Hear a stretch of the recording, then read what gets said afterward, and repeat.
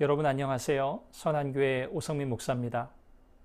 무더운 여름 보내시느라 힘드시지요? 늘 영육간에 강건하시고 믿음으로 승리하시기를 바랍니다.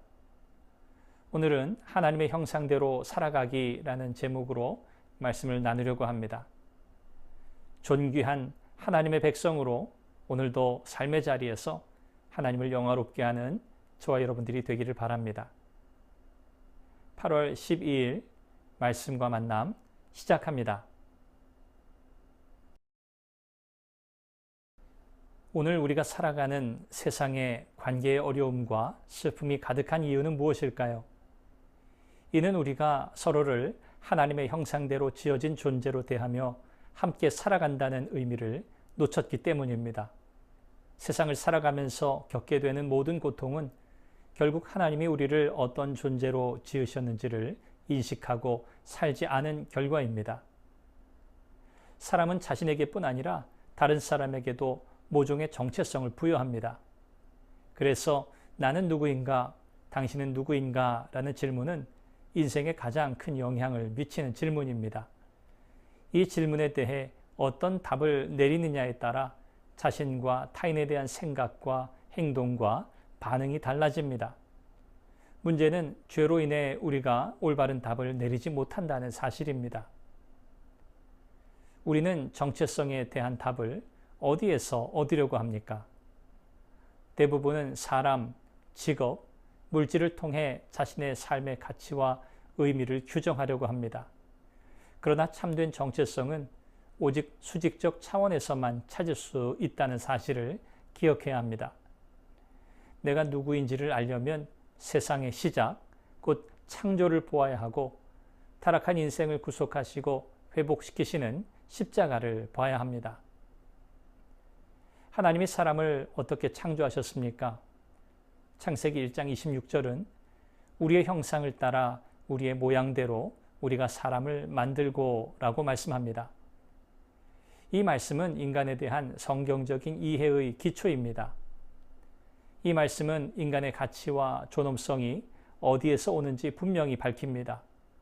자신의 정체성, 가치, 소중함은 오직 하나님의 형상으로 창조되었다는 사실에서 발견됩니다. 사람들이 나를 어떻게 대하고 반응하는지가 정체성을 찾는 기반이 아닙니다. 자녀가 부모의 정체성을 찾는 기반이 아닙니다. 미모, 운동 실력 역시 영구적인 자아 정체감을 줄 수 없습니다. 성공, 재물도 정체성의 표지가 될 수 없습니다. 모든 인간의 가치와 독특성과 중요성은 오직 우리가 하나님의 형상대로 지어졌다는 말씀 속에만 있습니다. 부모는 자녀를, 자녀는 부모를, 직장에서는 동료를, 그리고 누구든 거기서 하나님의 얼굴을 보아야 합니다. 인간의 존엄성과 가치는 사람끼리 부여하거나 박탈할 수 없습니다. 우리는 모두 하나님의 형상대로 지어졌기에 이미 가치 있는 존재입니다. 그래서 다른 사람을 모욕하는 모든 행위는 곧 하나님을 욕되게 하는 행위이며 다른 사람에게 폭력을 가하면 하나님께 폭력을 가하는 것이며 누구든 배척하면 하나님을 배척하는 것입니다.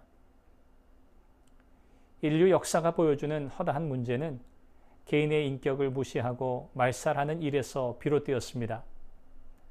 창조주 하나님께서 자신의 형상이라는 도장을 찍어 놓으신 거룩한 가치를 망각하고 부정하면 좋은 결과는 하나도 나오지 않는다는 사실을 기억해야 합니다.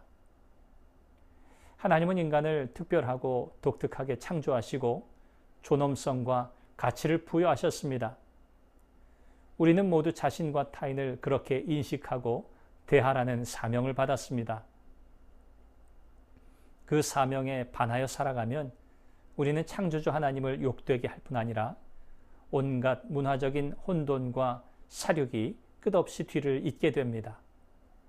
세상 모든 인간의 이야기의 기는 누구의 아들, 딸로 태어나는 데서 시작되지 않고 창조주의 거룩하고 영원한 설계에서 시작된다는 것을 기억하십시오.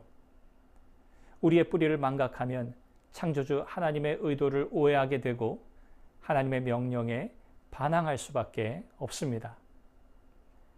오늘도 우리는 하나님의 형상으로 지음받은 존재임을 기억하고 나 자신과 타인을 존귀하고 소중하게 여기며 하나님의 영광을 드러내는 삶을 살아가야 하겠습니다.